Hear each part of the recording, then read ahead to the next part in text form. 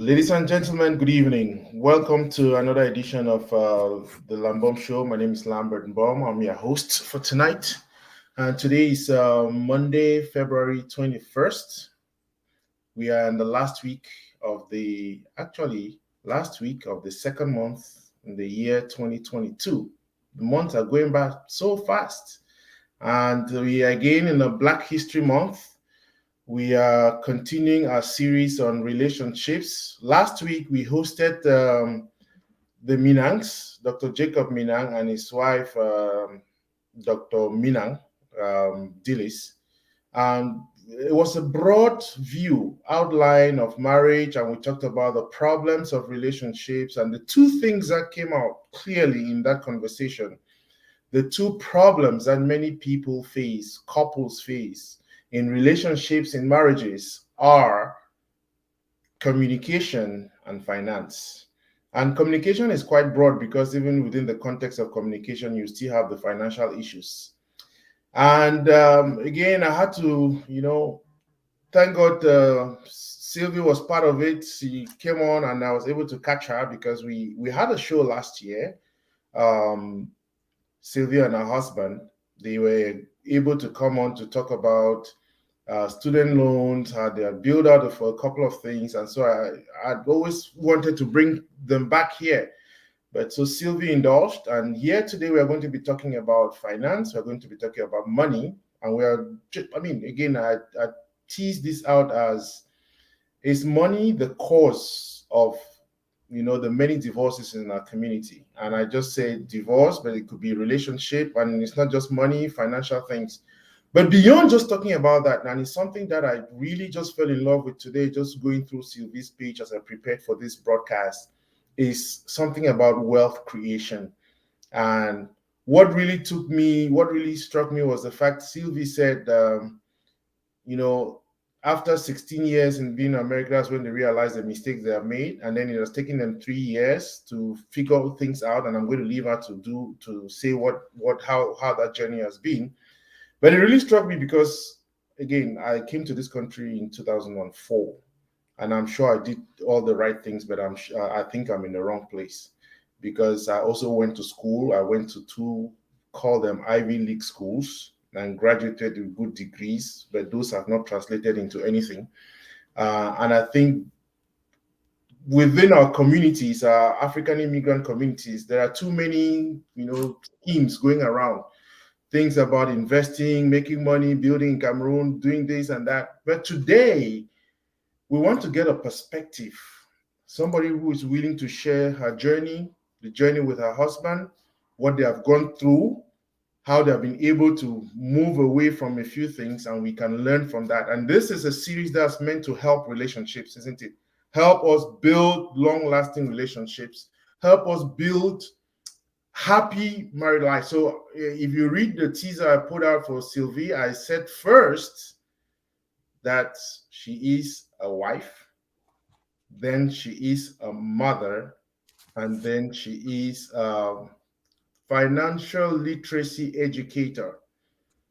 I don't know the order, but I think she will tell us which one comes first. And again, Sylvie, welcome. I'm glad to have you.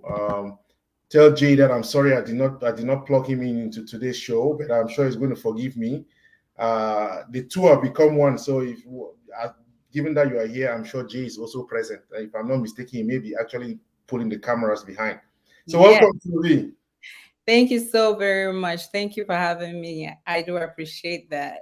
And thank you. I think you got the accolades in order. First, it's the wife, and then the mother, and then everything comes in. Because I do take pride in being a wife. And I think the kids understand that. And Jay doesn't even he doesn't even joke about reminding them this is my wife because I was here before they got here. so definitely we do remind them about that. Right. So let's get in, and maybe I start off from there, the wife part, and how maybe money was part of the conversation or not part of the conversation before you guys got together. Because I know part of the history because you talked about it during the show. earlier, what part did money have to play in that decision to get married to Jay or for Jay to get married to you? What was the conversation? So money did not, it wasn't money per se for me to decide to marry Jay, but it was ambition. I saw that he had the ambition to get me to where I was. So I did not, yes, that's an aspect of money that we sometimes overlook. But when I thought about my dreams and goals, I saw that he was the one that was going to help me get there, right? And we did have a lot of discussions about the things that we wanted, like what do I want to achieve? Are you going to go to school? How many kids do you want to have? So some of those discussions that we had, and just like, okay, where are we going to go to church? Those goals aligned with what I wanted. And so I was like, okay, this, oh, a very important one. Do you like to cook? Because I hate to cook, right? so so I always joke that I married him for his cooking.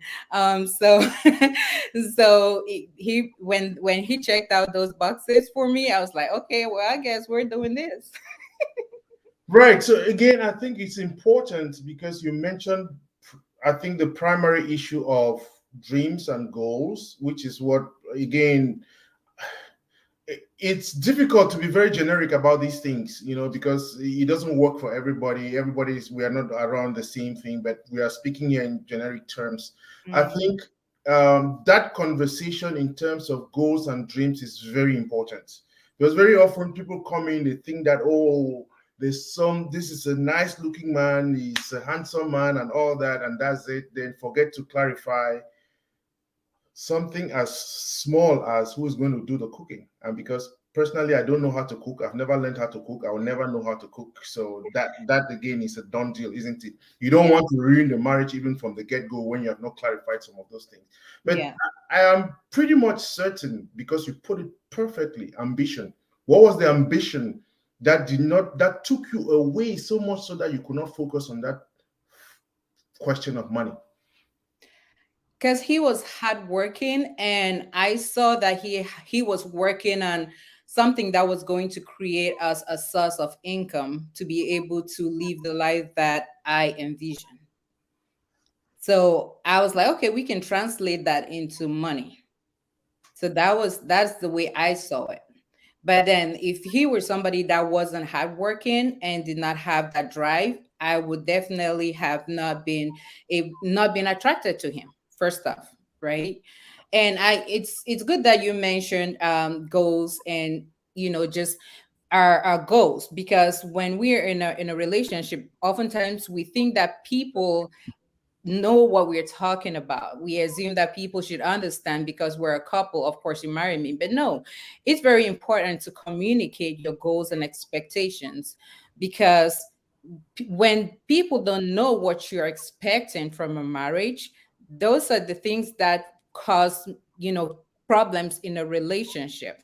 And again, like you said, having these differences in your goals, it's a deal breaker for a marriage, right? So one person might say, I want the kids to go to a public school. Another person might say, I want the kids to go to a private school. I want a big house. I want a small house. I don't want to go to school anymore. I want to I want to keep going to school. I want 4 kids. I want, 3 kids. So it's very important to put your goals on the table before you get married. Now, if you're already married, it's not too late. You need to get on the same page, and talk about these things. Now, it's not, don't think that you're going to have the same goals because you're two different people, but you need to be able to respect each other's goals and see how you can work together to make that happen. You cannot work together to make it happen or develop a plan if you do not know what your goals are or what your expectations are. And it starts by having that communication, sitting together when you put the kids to bed over a glass of wine, right? And having that conversation. What do you expect in the next year? What are you expecting in 3 years? What are you expecting in 5 years? Right? Am I meeting your expectations in this relationship? Is there something I should do better? Is there something I should change? Is there something I'm doing great? So just go across the different areas of your relationship. It doesn't have to be just in finances, even your sex life, whatever. Just talk about it, right? And see how you can improve. Because again, the person you married 10 years ago is not the same person that it is today. Our expectations evolve as we grow, right? So we constantly have to check in with each other and see how things change, right? But that's what happens is we don't check in with each other. And it's like, oh, you used to like beans and red oil. No, but I don't cook you beans and red oil. Now you vex. Well, maybe I don't develop gastritis. I don't like beans anymore. I bet you never told me. How am I That's, supposed? that's a great point, and let me take it in a different context. And again, this is rehashing the. I mean, you might be singing to the choir. You know, you are a nurse. You are a nurse practitioner. Put it. I mean, for those who know what nurse practitioners are, I've worked with a couple here in the DC area. They make quite some money, isn't it? At least I know that it's some of them make at least $120 an hour, some 150. Oh, real? Yes. So, but generally, nursing has had a bad rap in terms of the women because now we have had stories of, again, it's within the Nigerian community, and I have no biases against Nigerians. They are great friends, but we have had stories from Nigerian communities of men who brought women from Nigeria. They became nurses, and then the story changed, and the men started feeling the women were no more respecting them, and they ended up killing the women or something like that, isn't it? We have had those stories. Yeah. And again, that's why you look at it and you're wondering what went wrong in that scenario. What is it about the nursing that people become nurses and make money and then they lose respect? But I think it's both ways. There's a problem both with the man, and there's a problem because, again, I think those conversations were not had as to what are my expectations of you becoming a nurse. Zero. Yeah. What's your take? I think that the we shine the light so much on nursing because a lot of Africans are nurses, right? So it's just like, okay, we nursing catches the bad rap. But then again, it's rather unfortunate that money should not affect a relationship the way it does, but it does. And it's not about the money per se, it's about how we manage the money.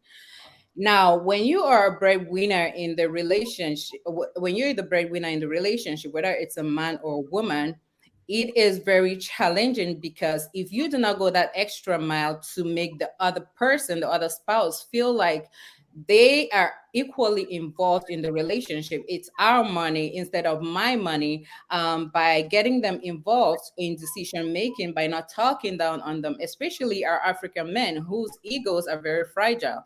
Now, I don't mean that in a disrespectful way. I just mean culturally, and the way we grew up and knowing our African men, their ego is something that you have to handle with care, right? So knowing that, the women have to come in with, okay, if I'm making more than my man, I have to be cognizant of this issue so that we can talk about it. Again, by checking in with them.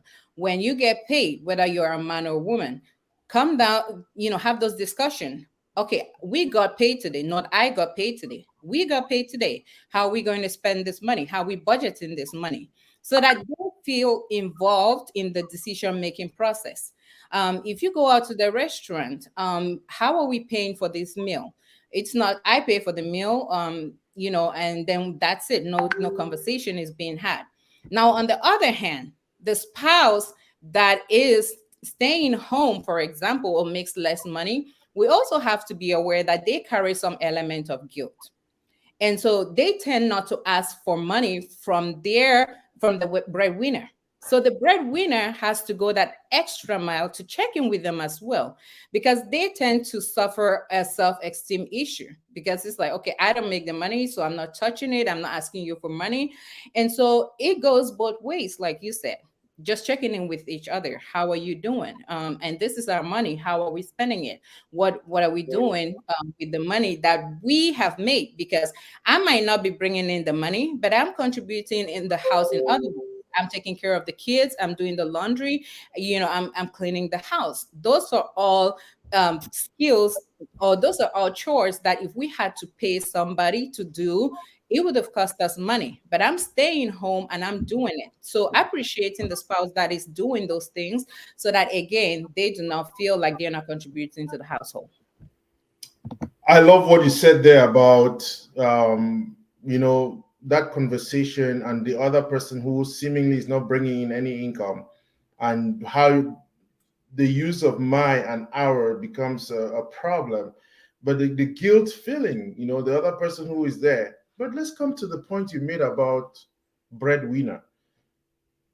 I mean, that is a scenario where you have one person as the breadwinner. What if both people are making good money and both are equally, they are feeling equally, I don't want to say relevant, equally invested?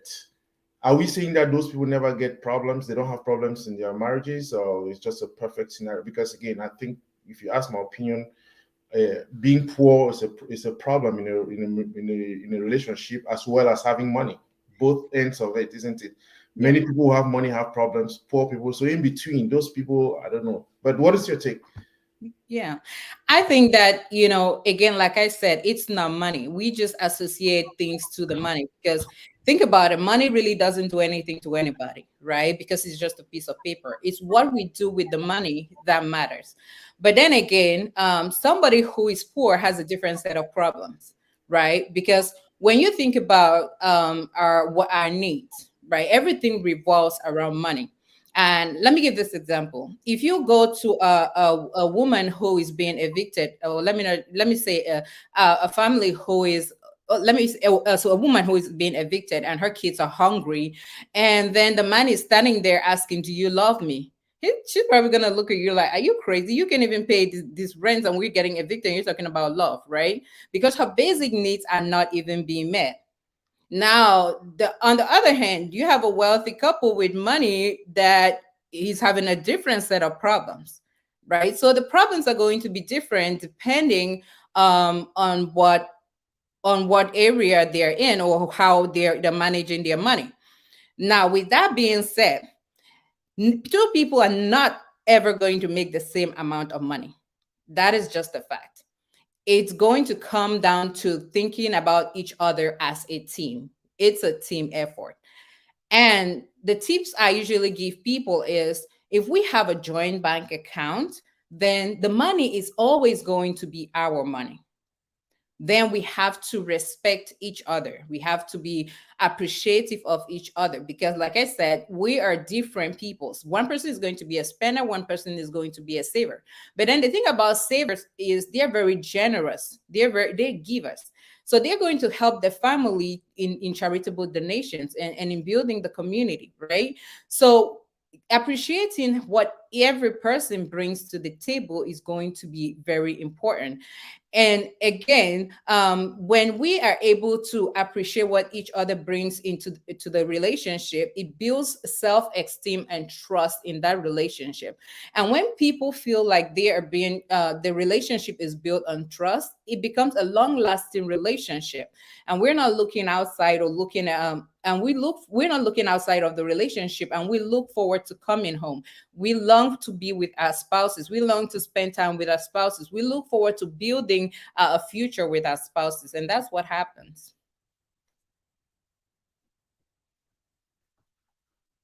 You muted. If you're just joining us, welcome to the Lambom Show, and you're on today with me and Sylvie. Sylvie is from Beyond Financial Reset. We are going to get into that. And our topic for today is kind of double pronged. We are talking about money and relationships / marriages and looking at the impact. And Sylvie just made a great point there. It's not about money. It's what we do and how we relate to it that's important. And again, Jay, thank you. I forgot to say you answered present. So welcome, Dr. Milan. Great topic. Stacy, I love that advice. Bringing the one that's not the breadwinner in financial decision making. That's quite important. And Rita says money is not the problem. Agrees to that. So, see, I mean, I think you are describing a rosy scenario where it's these conversations. I don't know. I mean, we presume very often that the man should be the breadwinner, isn't it? Yeah. And generally, that is how society has made it. So much so that When the man is not able to fulfill that responsibility, you touched on self-esteem. And even when the conversation, it may just be a nice conversation the woman is trying to have with him about this is our money, how are we going to, what are we going to, the man still feels that sense of guilt. In one of your sessions, I mean, that I just read, you said the problem is not with the money itself in that sense. It's not about people bringing in the money. It's how to spend the money that's the problem, isn't it? Because the man may have one need and the woman has a different need and all that. And you see, you talked about spenders and savers. I remember that conversation with Jay that you and Jay had here, how you decided, and this is a question I want to pose to you in that respect. So in a scenario where the man is not the breadwinner, the woman is the breadwinner.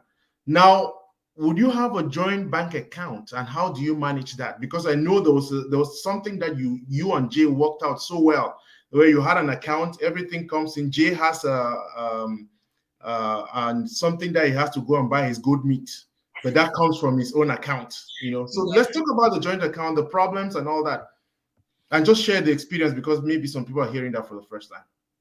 So having a joint bank account and working together to get a joint bank account is not as easy as it sounds, right? Because you're pretty much saying that you're stripping. It's like financially stripping yourself. Like, this is me, just take me as I am. But so initially, when Jay was going to school, I think the story I shared was that I was the one who was working, and Jay, initially he was the spender. Now I was like, okay, very, very, very afraid, like, okay, I didn't have that cushion, because when you're a saver, you're like, oh, I always want my cushion. So I would, hide my little money somewhere, that I could fall back on, even though we had money, like a joint bank account. And women without money for head wrapper, right? And then I went to file taxes, and then they were like, do you have any money? If you have money more than $10,000, you have to disclose it. And Jay was like, no, we don't. And I was like, maybe we do. And he's like, we do. I was like, oh, Lord Jesus. Um, but that's the financial dishonesty that can affect a relationship. So I had to come clean, like, okay, yeah, we actually have money. But fast forward now to present day, where he is the breadwinner, and I am not working as much.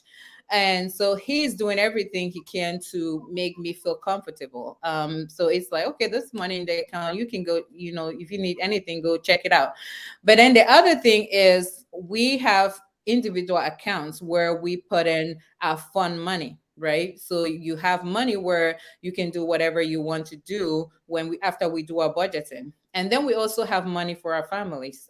So because again, our thought process is, your family better than I know my family. So when we have budgeted our money for our families, it's like, you take and manage your family, and I take and manage your family. But then, to prevent us from not communicating, is like, whatever you do to your family or I do to my family, we still have to come in and communicate, right? So it's giving each other that autonomy to operate, but then still coming together as a couple. So when we talk about managing money together and having a joint account, it's not like you hover over each other and you cannot operate without the other person looking over your shoulder. You can still have some autonomy to do what you need to do, especially when you have your fund money. But then you can come together as a couple and say, hey, this is what I did. And so, for example, if you want to surprise your spouse, you have your fund money that you can go in there and surprise your spouse as well. So I really love that the call it that dance between the couples. So there's one account, something put all in, and then each person is managing, but then you come back and say, hey, this is what I did with my own money. I bought this for my family. I did this just in case, because our families also have ways by which they double dip, isn't it? They try to look for those areas where people are, and they come to you, say one thing, right? And so I really love that, again, the conversation is still taking place, and one person is not just taking responsibility for being, let me be the one who is financial. Everybody is financially responsible, and we are able to communicate. Now, let's segue into your beyond financial reset, because I'm wondering, I've often thought about Why beyond financial reset? There's a presumption there that there's a reset already, and you're going beyond that. Why did you choose that topic or that label? Yeah. So when we thought about reset, right, it was like, okay, we are coming to the diaspora, so for us it's a reset. We're learning new things, we're learning a new environment, we're learning how their money works, so it's a reset for us. It's a mindset reset already. And so we don't want to stay in the reset, we want to move beyond the reset. Right. So, and that's when we came up with the beyond financial reset. So, and then we're like, okay, how do we stay beyond reset? Then we started putting measures in place to keep us beyond the financial reset, because a lot of us come here looking for greener pastures. But honestly, we have to reset a lot of our thinking, how we manage money, how do we deal with our families, just overall, being the sandwich generation, right? between between our first, being first generation, and then our kids. So it's like a mindset shift, but we need to move beyond that so we can be able to build wealth and still live the life that we want. So that's where the beyond comes in. So tell me about that. I mean, what motivated you to want to start something like this? What, because this is a kind of financial literacy, call it firm, business, or whatever you want to put that. What motivated you to? I mean, you're a nurse. Nurses never lack jobs, at least not in this country. Where job satisfaction is something else.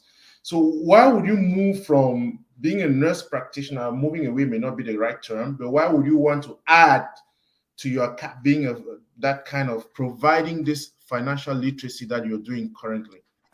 All right, so that's a good question. Because we did not set out to start a business. We did not set out to teach financial literacy. But in 2017, right, had finished a nurse practitioner school. Jay had finished pharmacy school. So we should have been making some good money, but we were as broke as can be. So we had the degrees, but like I said, we were broke. There was a point where we had to come up with like $500, and I've said this story multiple times, for my daughter's tuition, and we could not even come up with the $500. So that was a turning point for us, right? And so we had to downgrade from a 6-bedroom house to a 2-bedroom house, just to be able to get our finances together. Now, when we did that, and we had to do a couple more things, right, to get our finances together. But that was a turning point for us in our finances. And so we realized that from 2017 to 2021, the traction that we saw was greater when we put those measures in place than us being here. I've been here for since 2003, so that was almost 16, 17 years, right?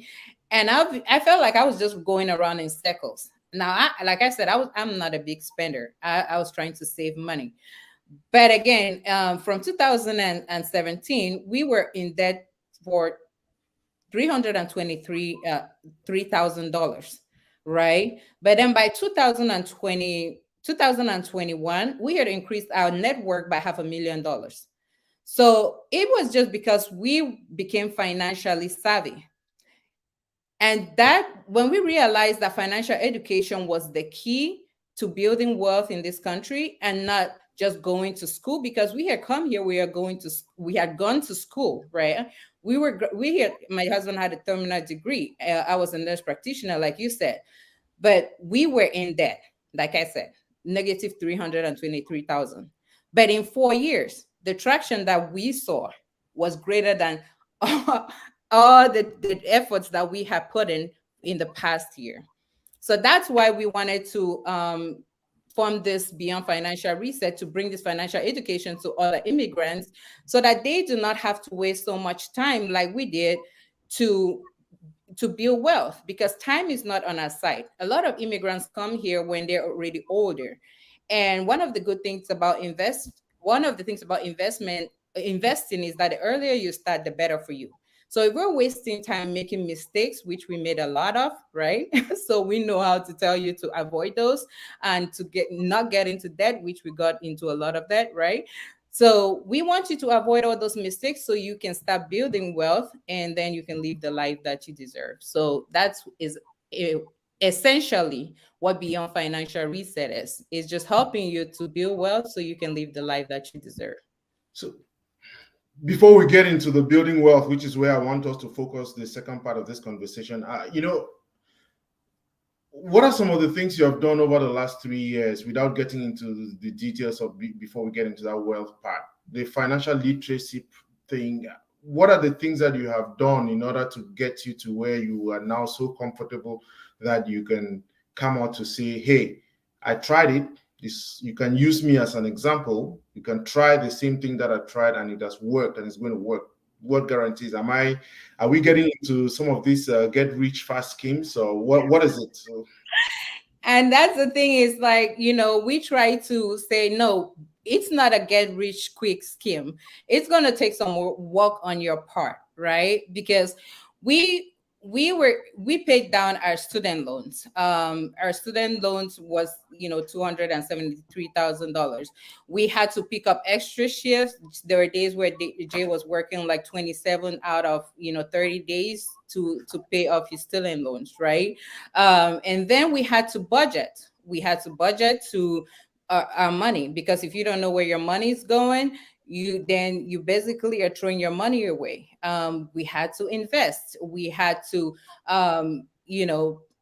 manage your credit good. And we again, the most important thing, like I said, is that we were able to manage money together. That is very important, to manage money as a couple. We got on the same page. That worked for us great. what was the, again, we keep coming back to this. What is the one thing about managing money together? What is it that made the two of you being able to, were there no moments when you and Jay went for like a day or two without talking to each other because of some financial issues? What is it that really, because it seems as if the journey was quite easy, isn't it? You just say, hey, Jay, and then that's it. I think because we had already reached rock bottom, it's like, okay, where do we go from here? We're done. And then it was like we had to climb our way out of the bottom. Like it was up or forget it. That's the reason why we couldn't help but do what we had to do to make our marriage work. So at the time, you already had two kids. Yes, we had two kids. So didn't you think of moving at that time? This is not the Jay that you had. You had so much dreams of the ambition. You had become all this. That's the moment when you should say, Jay, hey, I'm done with this thing. I'm moving, isn't it? What is it that kept you? Because I'll get Jay some other day to tell me what kept him. I know. It was so interesting, right? Because when we after we moved into that two-bedroom house that we're really downsized, and so we were in the we he went and got another house.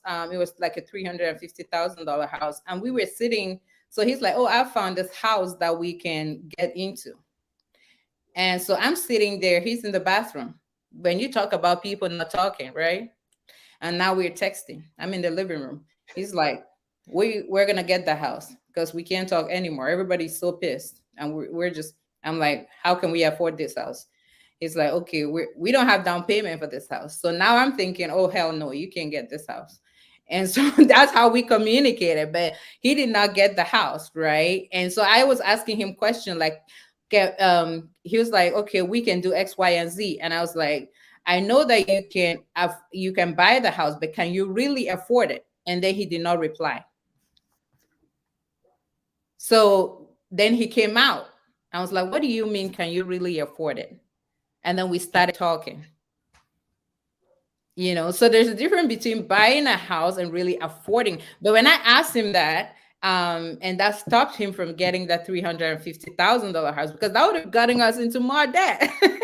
Right. And so from that moment on, he did like a 360. He was the one that was like, did you eat too? You should not be doing that. He flipped from being the spender now to being the ultra saver in the relationship. Yeah. So Sylvia, I really appreciate that because again, it's not easy to talk about these things. But couples, there are couples like, and I like the scenario. It's such an important moment when the two are really supposed to look at each other eye to eye and say, "No, Jay's in the bathroom. I'm texting you. I'm going to get this house." And you in the same house, but he's in the bathroom and you're in the living, going back and forth. And finally, there's that moment. And I think for many couples, we too have to learn to get to those moments because I think divorce is such an easy way out. I think it's a cop out in a certain sense. Um, with this money issues, and I like the way you put it. Because I'm sure that in Jay's mind, if I get to Jay, the day I get to him, he will tell me that he was getting that house to save himself from, I mean, his pride and everything. And he's looking at it thinking that you are going to support him in that move, even though it's something that he's going to sweat it out. But then you're being realistic. I would And love to get the house, but then I don't think we have what it takes. And that's the thing I talk about, talking about your needs and expectations, right? Because he made a lot of assumptions before we started talking about what I need. I made a lot of assumptions about what I thought he needed. And case in point was he would get me all these expensive bags and designer bags before, and he thought like, okay, this is what I needed. But to me, I was thinking, let's get our money together. I just need my family. So every time he would get me these bags, I would return them, and he would think I don't like these gifts. I don't like gifts, and I was like, and then he would get me even more frustrated and pissed. Like, how the heck you getting me all these bags when I'm telling you that we're in debt? And in his mind, he's like, okay, you're my wife. You should be carrying these bags. But I'm like, I'm not going to be carrying these bags when I'm sitting here owing money that I don't even know how my kids are going to be taken care of, you know? So we kept going at each other for like years and years and years. And he kept buying this stuff and I kept getting pissed and returning them, because that was he thought that's what I needed. And I I didn't understand also that he was trying to give me stuff so that I could at least feel appreciated. So finally, both of you understood So this. finally we got on the same page, right? He understood like I really don't care for that stuff. I just want peace in my marriage. And so funny story, true story. When we paid off the debt and everything, and he went and saw the house after we had rented that two-bedroom house. He's like, okay, he's seen this house or whatever. And I said, is it within the budget? He's like, yeah. I'm like, is it going to be under 25% of our annual income? He's like, yeah. I was like, okay, you buy it. So he bought the house. I didn't even see it. I was like, because I really honestly don't care. As long as my family is in the same space, I just want my family to have peace. So that's when he started getting it like my family could be anywhere as long as we're together. I'm okay. I think you are of a different breed. You are a different generation from these. I mean, lots of women will want the fancy stuff, isn't it? Say I'm married to this man who is splurging and is buying me all the latest designer issues, and that's good. Even when the family is not, other things are suffering. But the point you made there, the questions that you asked Jay, they're important questions because now both of you were on the same mindset now, isn't it? It has to be, is it within the budget? Okay. Is it 25% or lower of our annual income?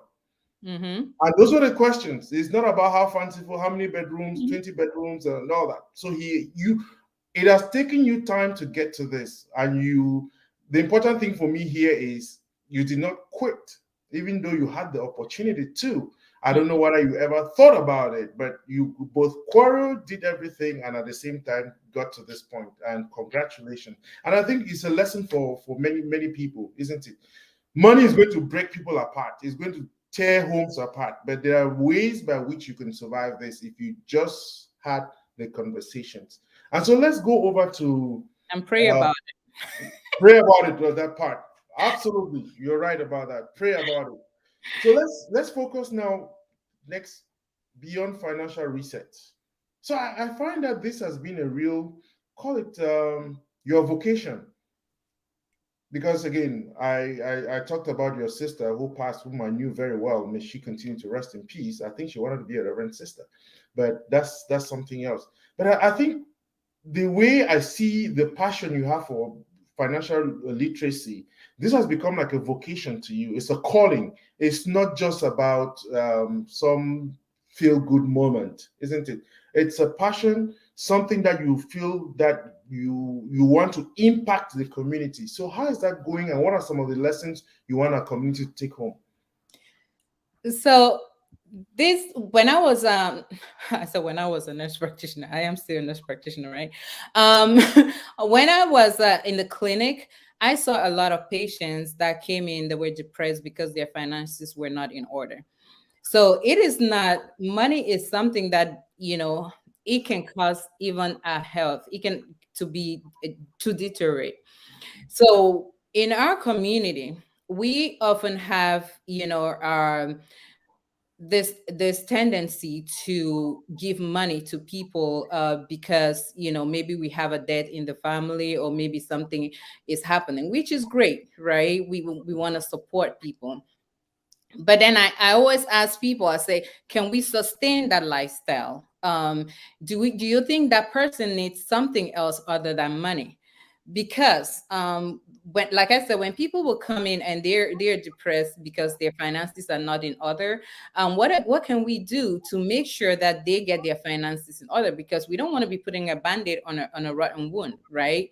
So that's the same thing about our community. After I started Beyond Financial Reset, or Jay and I started Beyond Financial Reset, one of the things that we've been able to do, is to give back. And we give back to people that are able to start, businesses, um like the Kiva Foundation. We look for other women who want to start businesses, and we give them, because we want them to be able to start their own businesses, so they can sustain their community, and just other people, like the IDP that cannot help themselves, right? But that is the blessing about being financially stable, is that you can build stronger communities. Now, when I say that we help people with money and we cannot sustain it, I look at Beyond Financial Reset, and I look at it as building wealthier communities so that we can help others to be able to stand on their feet financially. Because if we keep giving, it's like you teach a child how to fish, right? Instead of giving them fish. So we need to be able to build healthier, wealthier communities so that we can continue to give back to people in a way that's going to help them to be able to stand on their feet, and not just, again, give them the fish, because otherwise we are not going to sustain that lifestyle. So how has that journey been? What I mean, what are some of the things, the challenges you have faced? What are some of the successes you have had so far? How do you do? I mean, what is it that, if I'm getting to learn about Beyond Financial Reset, what are two or three things you tell me about it immediately? So the successes that I have registered so far is like getting people to be debt free. I have seen a lot of people get I have seen a lot of people get debt free, which is really amazing to be able to share that journey with them. And then I have just seen people who have been able to save money, and just express, I don't have to worry, and just remove the stress, the financial stress, or just be able to talk to their spouse about money, have that financial discussion, right? So that is something that I take pride in. Like, okay, you're not able to worry about money anymore. Now, on the flip side, the challenges, one of the top challenges is the fact that it is not typically something that our community is used to. Our community is used to the quick wins. Here's money. Here's how you can double your money. Here's how you can multiply your money. So, or you can get into this business, and then the next month you can get money. But I pretty much encourage them to make your money work for you. You put in the work so that you become the steward of your money. And so you know that, okay, if I put in the work, I'm going to get this X amount of return on my money. So that has been the greatest challenge, is making people to understand that, you know, you have to put in the work to get your return on your money. So, I mean, you have talked a lot here, two categories of people, and I love it. I mean, I listened to lots of the things I'd missed on your site over today, just preparing for this. But one of the things I found is I think a lot of the education will give people who come after us in this country is more about career options, isn't it? Hey, go become a nurse, go do computer science, or do something. Get a job, but we don't really spend time teaching people or getting them to, when you get a job, get the income, how to manage that, isn't it?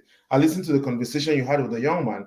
These people who are coming in today, they are able to make the six-figure jobs almost within 6 months, but how they spend that money, it's important. They want to get the latest car in the market, you know.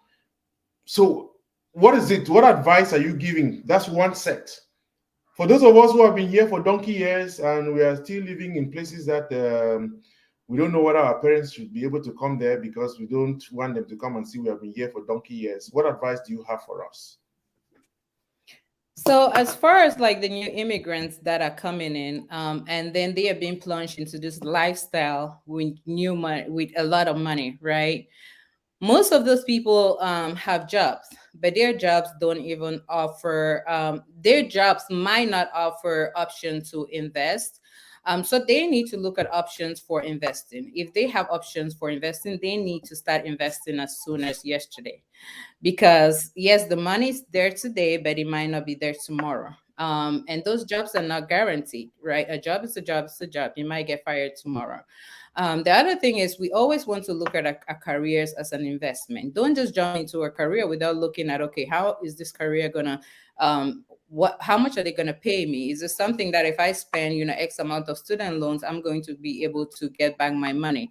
Yes, it's good to have passion for that career, but if I'm going to spend, $100,000, $200,000 on that career and get out and be paid 45,000 for that career, is that something I should be doing, right? So think about the career as an investment always. Now that's for new immigrants, and please, for the new immigrants that are coming in, your career is going to give you the income that you need to build wealth, but you need financial education to be able to grow your wealth. You need financial education to be able to sustain your wealth, because yes, like I said, you need that, you're going to make the income, but you want to avoid those financial mistakes. Now, as far as for immigrants that are already here, you might have made some financial mistakes, but it's never too late to be able to correct those mistakes. But don't ignore the financial education that is all over the place right now. But please do your research. Not everybody who um, talks to you about financial education knows what they're talking about. Do your research and find out who this person is that is talking to you, what their credentials are. You go to a car dealership to buy a car. For if the car salesman is trying to educate you on a car, they are likely trying to sell your car, so they're going to be biased, right? So things like that, make sure you're doing your research and finding out who exactly is giving you information, and then start investing if you haven't started investing. But before you start investing, again, make sure you have a solid financial foundation. Because I always tell people that if you are trying to invest and you don't have a solid financial foundation, when your foundation will come crumbling down, your investment will come down with it. And the people who are here have a tendency to go for the quick wins. They want, the cryptos, the forex, all of that. Those are not long-term strategies for building wealth. You want to do that in addition to your long-term strategies. So please, again, like I said, you want to invest, but make sure that you educate yourself. So again, Sylvie, thank you. I'm wondering, I mean, financial literacy is not something that is cheap, isn't it? There are people in banks whose role is just to you know advise people on what to invest in and what to save up, and so when we have people like you who are providing, call it free in a certain sense, because we really cannot pay you, it is we should be eternally grateful. But I think there's a great problem within our community, not just with respect to this, it's with everything, you know, where people get advice from where the people we trust, and we think that we have to go to some white guy to be able to give us these things, and at the same time, we don't hang out with the white folks. They are the ones we trust. We don't hang out with them, and our own people who are here who have had life experiences and they are trying to share that, it's a challenge. And now I keep wondering, how do we break down these barriers? Personally, that is why I have a show like this. And people ask me, why don't you? I mean, yes, there are things that I need to do to improve on it, but I think it's meant also to educate people. There are many people who should be able to say, hey, I learned one or two things here today, and this is going to change my life. And since Jay is manning the technical department, Jay is sending us to. So if you want to find out more about Sylvie and Jay, Jay is Sylvie's husband, just for the sake of the audience, please check out this website, beyondfinancialreset.com. Beyondfinancialreset.com. Okay. And for those of you who are in the younger generation, you can get to the Instagram page. That's it right there. I'm on Instagram, so I'm going to check that. But Sylvia, I think there's a particular. I think you have come up over these past years. You have designed something. I don't know what I want to talk about that now, so that we can focus on that piece.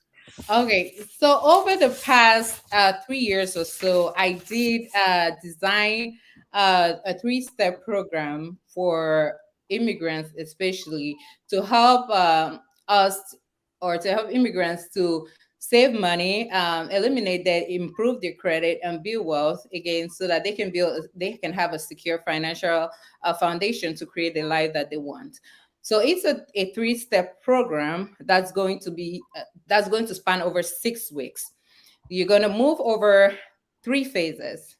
Three is going to be the reset phase, where you are going to pretty much develop a plan for your money, and then you're going to move forward to the recovery phase. If you have made any mistakes with your credit, you have any debt, we're going to work through that, make sure that we're improving your credit, getting rid of your debt, and then saving money. And then we're going to move over to the growth phase, where in that growth phase we're going to help you to grow your money. And then the important part is to sustain and protect your money, because there is this tendency for us to grow wealth, but we're not protecting it. Do we have a will? How is our estate doing? So those are the things we need to make sure that we are putting the measures in place. Now, the other part of this program that I am really excited about is the community aspect of it.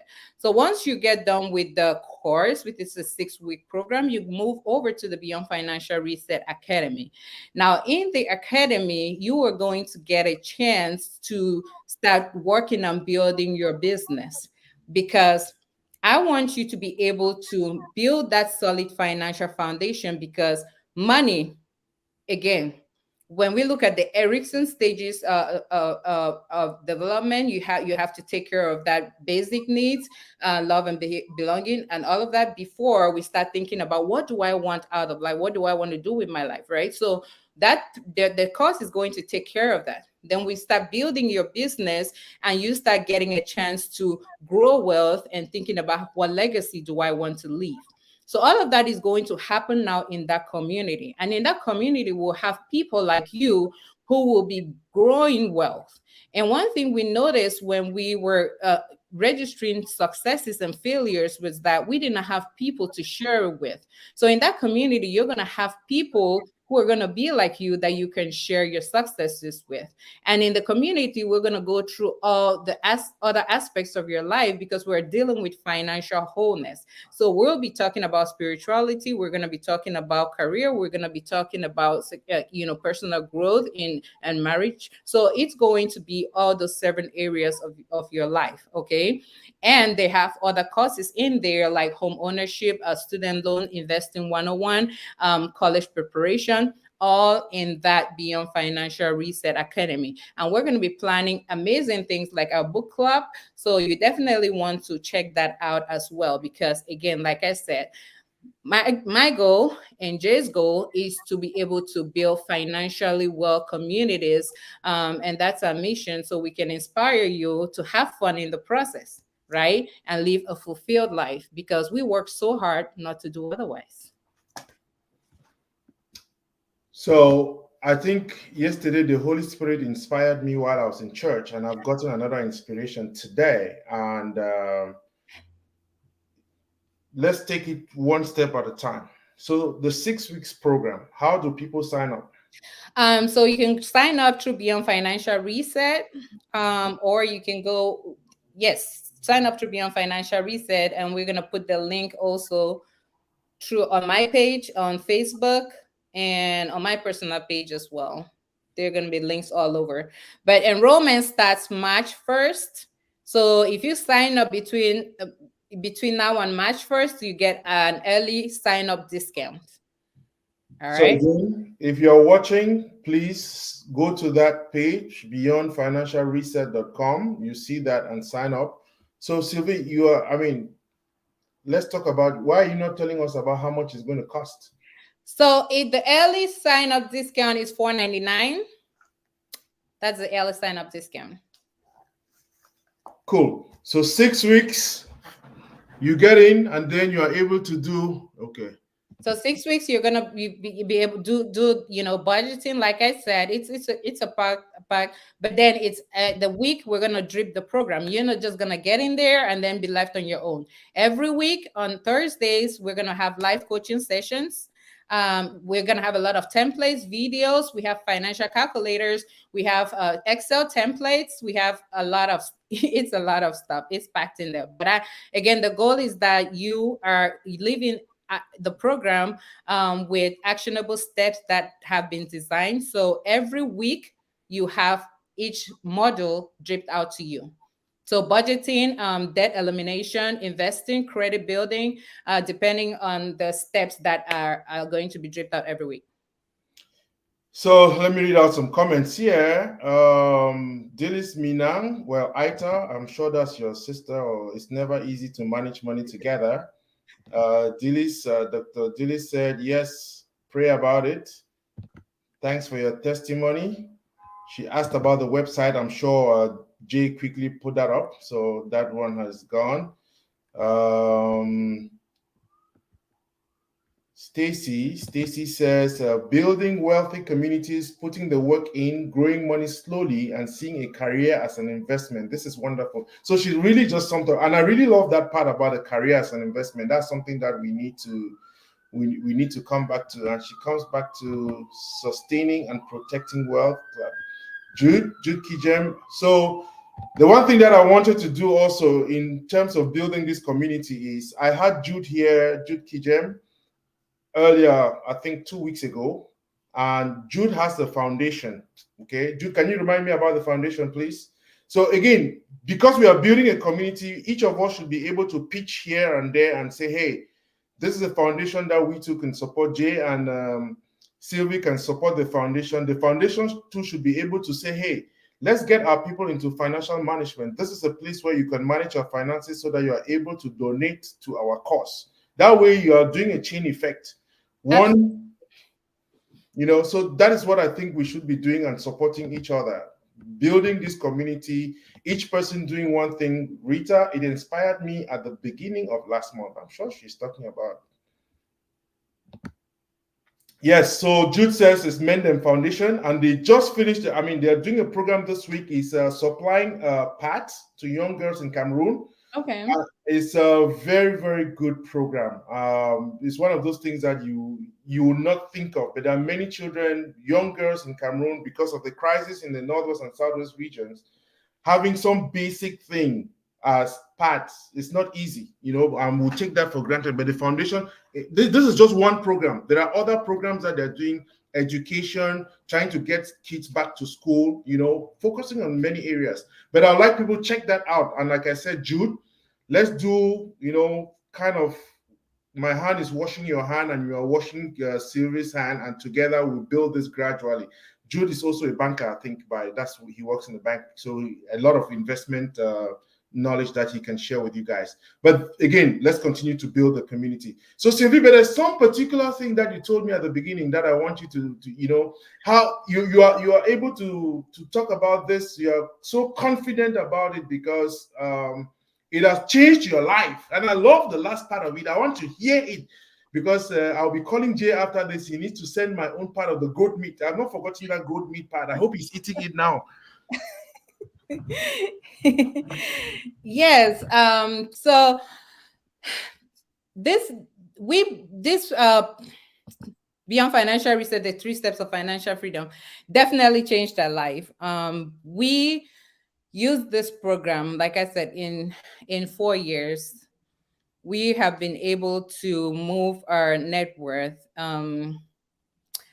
from minus $373,000 to $250,000. So we increased our net worth in 4 years by $500,000.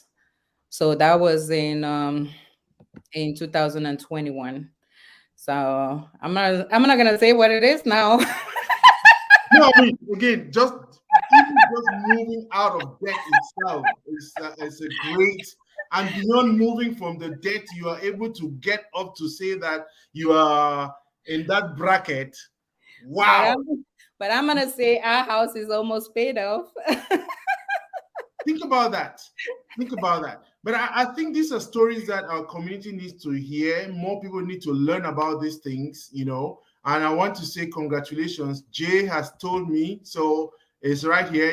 This thing will never go anywhere. I'll get my good meat cooked by you, served by you. So I'm coming. And like I said to Jude, I promised Jude I'm going to do fundraising for him every month.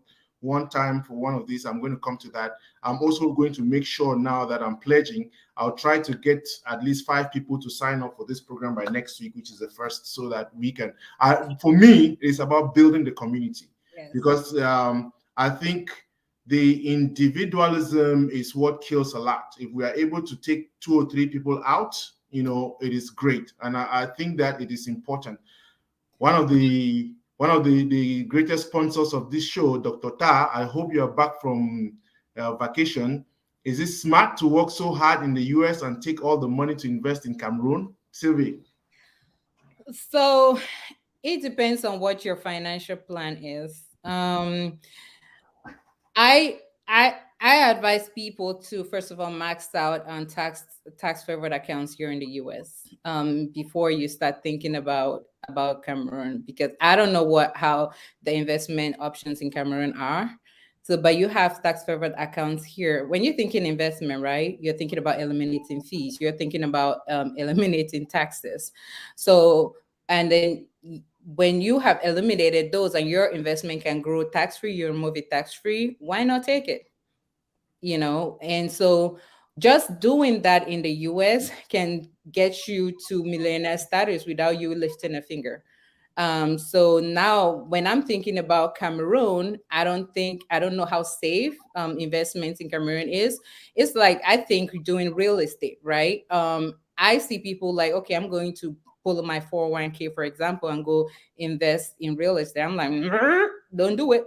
But you can do real estate if you've already, in my opinion, maxed out on your other investment options. Real estate will be an option.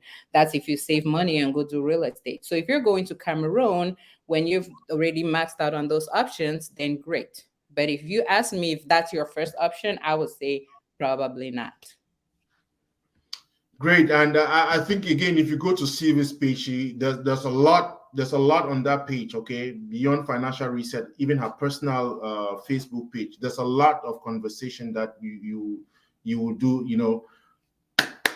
Mendem Foundation, you got $100 check from Beyond Financial Reset. Thank you, Jay. Thank you. That's what we are talking about. Yes. I just want to say that Lambert, that the thing about building wealth, right? We thought it was about money, but it's really not about money. It becomes about the peace and just being able to give back to the people you want. Because when you find out what you really want to do in life and you start appreciating just the people around you, then you don't even think about the money anymore. But unfortunately, you cannot do that if you are struggling to put food on your table, you're struggling to put a roof over your head, so it becomes about money initially. So that's why it's important to get control of your money. But when you do and you find that peace, right, then you start thinking about what do you want to do. Like, Mendem Foundation has found out, I want to do that, I want to help these people. So it becomes so much greater than you now, and you start thinking about that self-actualization. What do I want to do? So it's about that peace and giving back to the community, and just helping others and just being outrageously generous, which they always say, when you give, you get back more than you give to the people. So No, so I think that's a great correlation how to put the things together, because again, you can be focused on it and you really spend sleepless nights. I mean, let's spend 2-3 minutes talking about something. I know you have not talked about it, but you touched on it in terms of what are the options, isn't it? What are the options?